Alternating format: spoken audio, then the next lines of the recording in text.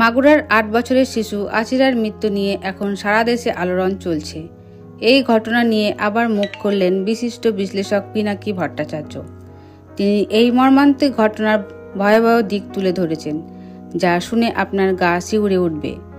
পিনাকি ভট্টাচার্য তার বক্তব্যে বলেছেন, বুকটা ফেটে যাচ্ছে, মাথার ভেতর ঝড় উঠছে, ইচ্ছে করছে মাগুরা থানায় গিয়ে পুরো পরিবারটাকে তাদের প্রাপ্য শাস্তি দিয়ে আসি। তিনি আরও বলেছেন, এটি কেবল একটি হত্যাকাণ্ড নয়, এটি পুরো সমাজের অবক্ষয়ের প্রতিচিত্র।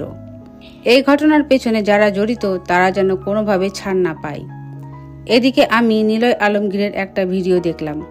উনি যা বলেছেন সেটাই সত্যি।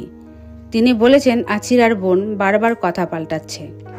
একবার বলছে সে ঘুমিয়েছিল, আবার বলছে বাথরুমে ছিল, পরে বলছে পাশের ঘরে ছিল। তাহলে আসল সত্য কি? পিনাকি ভট্টাচার্য এই বিষয়টি নিয়ে প্রশ্ন তুলেছেন। তিনি বলেন, এই ঘটনার পিছনে বিশাল একটা চক্রান্ত কাজ করছে। প্রশাসন যদি দ্রুত ব্যবস্থা না নেয় তাহলে আরও অনেক আছিয়া এইভাবে হারিয়ে যাবে। এই ঘটনায় পুরো দেশ উত্তাল। হাইকোর্টও নির্দেশ দিয়েছে 180 দিনের মধ্যে বিচার সম্পূর্ণ করতে হবে। আপনাদের কি মনে হয়, আছিরার মৃত্যুর পেছনে কোনো বড় চক্রান্ত আছে?